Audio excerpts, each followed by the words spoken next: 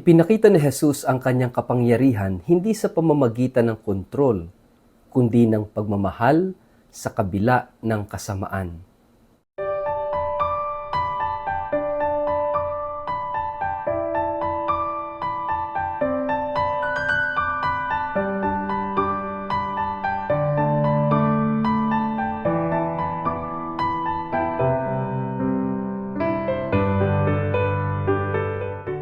Ang mabuting balita ng Panginoon ayon kay San Juan. Pagkasabi nito, si Jesus ay labis na nabagabag at nagpahayag sa kanila, "Tandaan ninyo, ipagkakanulo ako ng isa sa inyo." Nagtinginan ang mga alagad sapagkat hindi nila alam kung sino ang kanyang tinutukoy. Katabi noon ni Jesus ang alagad na minamahal niya, kaya't sinenyasan siya ni Simon Pedro at sinabihan, "Itanong mo nga kung sino ang tinutukoy niya." Humilig ang alagad na ito sa dibdib ni Jesus at nagtanong, "Panginoon, sino po ba iyon?" "Siya ang taong aabutan ko ng tinapay na aking isinawsaw," sagot ni Jesus. Nagsawsaw nga siya ng tinapay at ibinigay iyon kay Judas na anak ni Simon Iscariote. Nang matanggap ni Judas ang tinapay, pumasok sa kanya si Satanas. Sinabi ni Jesus kay Judas, "Gawin mo kaagad ang dapat mong gawin." Walang sino man sa mga kasalo ni Jesus ang nakaunawa kung bakit niya sinabi iyon.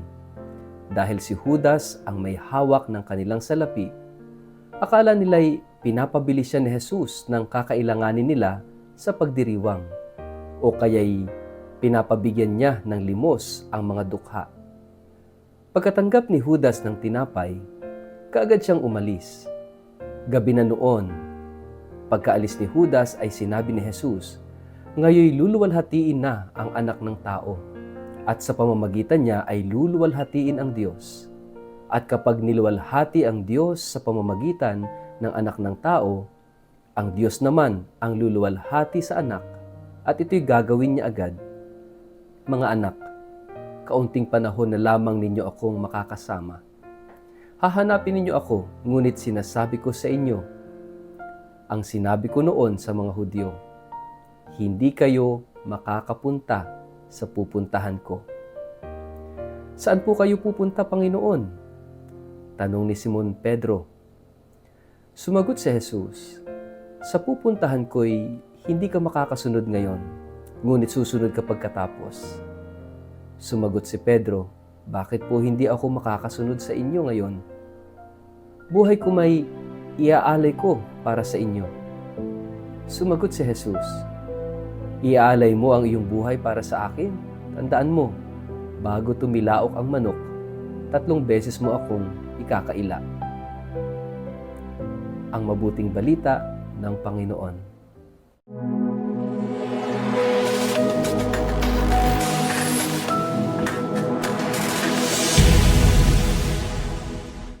Mapagpalang araw po sa inyong lahat. Kumusta po kayo? Ang atin pong word of the day ay omnipotence. Bago po tayo magpalalim sa ating reflection ngayong araw na ito, kayo po ay muli kong inaanyayahan na huwag kakalimutan mag-like, follow at subscribe sa ating page na Word of the Day. Ganon din po pakishare ang video ito sa inyong kapamilya, kamag-anak, kaibigan, mga kakilala sa social media para po sama-sama tayo sa pagiging media evangelizers at online missionaries na nagpapalaganap ng salita ng Diyos sa mundo ng social media. Paki-like and follow na rin po ako sa Instagram at sa YouTube. Kung gusto niyo po ng advanced broadcast ng ating Word of the Day, please follow me sa YouTube.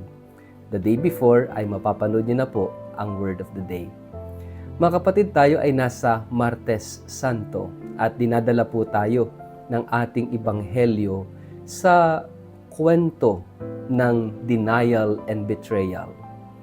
Itong dalawang kasalanang ito, betrayal o pagkakanulo, denial, pagkakaila, ito ay kasalanan laban sa pagkakaibigan or sins against friendship. Hindi ko po alam kung kayo mismo ay nakaranas na ng ganito na pagtaksilan o kaya ikaila o kaya ipagkanulo, siraan ng iyong itinuring na matalik na kaibigan. It was also the story of Jesus. Sa kwento ng pagkakaila ni Pedro at pagkakanulo ni Judas, si Jesus ay naging biktima rin ng kasalanan laban sa pagkakaibigan. Kung inyong matatandaan, minsan ang sinabi ni Jesus sa kanyang mga apostol, I call you friends, no longer as slaves. Discipleship means friendship. Bumuo si Jesus ng pagkakaibigan. Subalit tila ba mabagal o kaya'y hindi tumimo itong pagkakaibigang ito? At nagawa pa rin ni Judas na ipagkanulo si Jesus at ni Pedro na ikaila si Jesus. Bagamat yung betrayal ay mas malalim dahil Judas pre-contemplated it. Pinag-isipan niyang mabuti bago niya gawin. Talagang intentional na ipagkanulo niya si Jesus. By intention.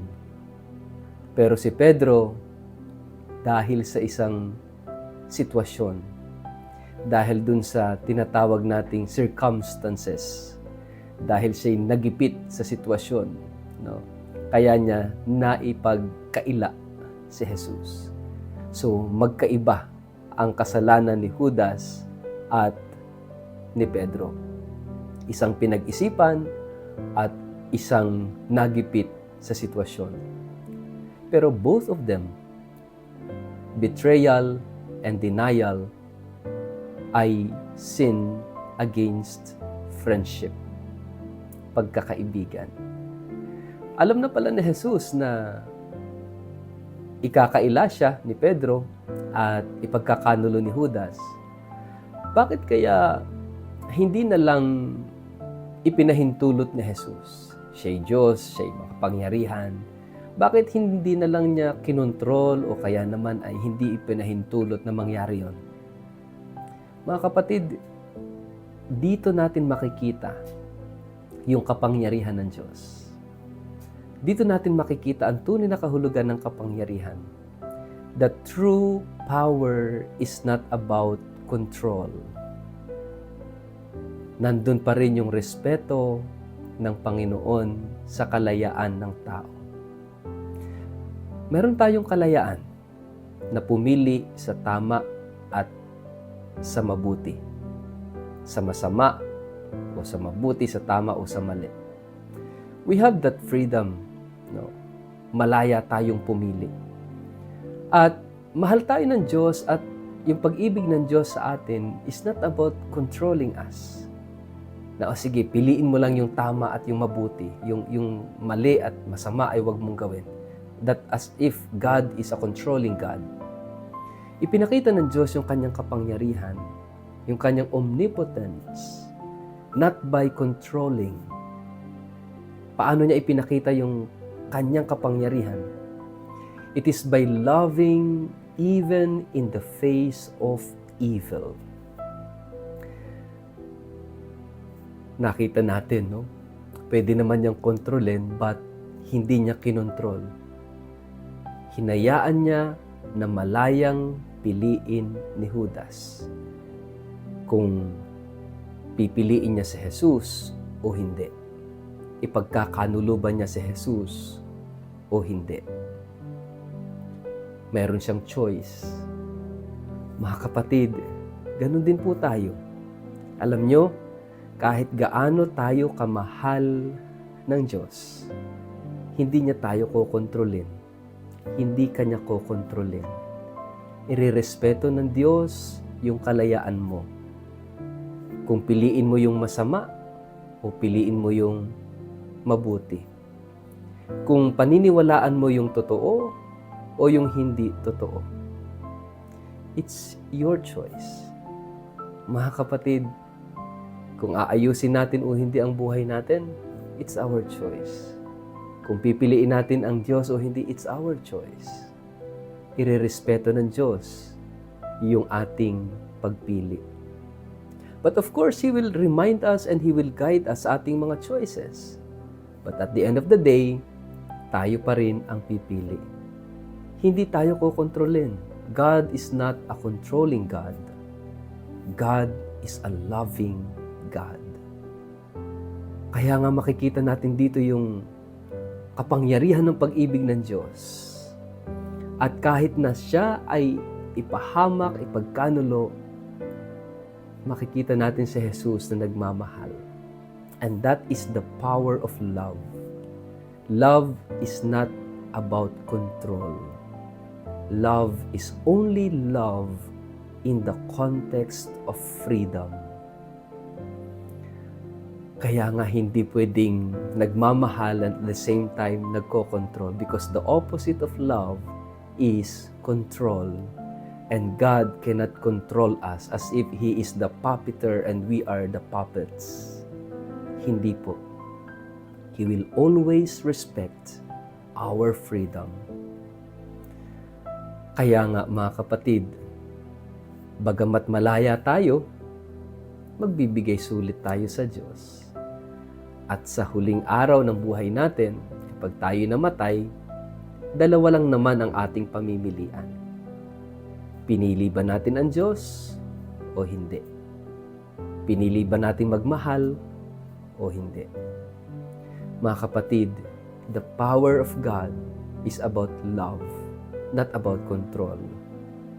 Kaya nga, sana dumating ang punto sa buhay natin na itong pag-ibig ng Diyos na ito ay magtagumpay sa ating buhay laban sa ating mga kasalanan, laban sa kasamaan, na dumating ang punto na yung kasamaan ay wala nang kalaban-laban dahil sa laki ng pag-ibig ng Diyos sa atin.